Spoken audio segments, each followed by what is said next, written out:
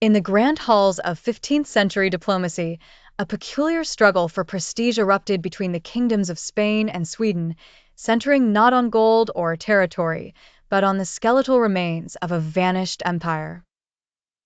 The Goths, those formidable Germanic tribes who had famously sacked Rome and dismantled the ancient world, became the ultimate symbol of dynastic legitimacy and martial prowess.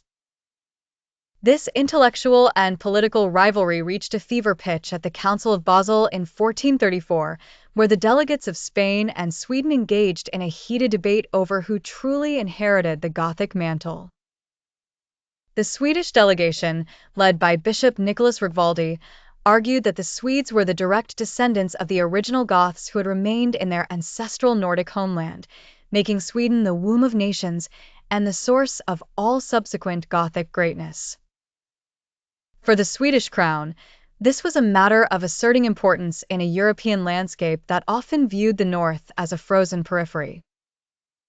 However, the Spanish representatives countered with a more pragmatic and triumphant narrative. They pointed to the Visigothic kingdom of Toledo, which had ruled the Iberian Peninsula for centuries before the Moorish conquest. To the Spanish, the Goths were not those who stayed behind in the cold, but the warriors who had conquered the Roman heartlands and established a Christian legal and social order in Spain.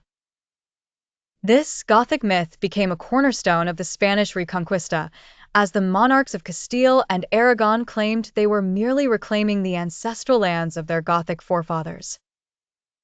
The debate was far more than a pedantic squabble.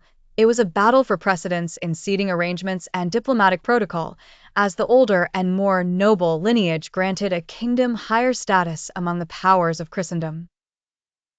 This rivalry shaped national identities for centuries, fueling the Swedish Gothicism of the 1600s and the Spanish obsession with pure lineage, proving that the ghosts of ancient warriors could be as influential as living armies in the theater of European power.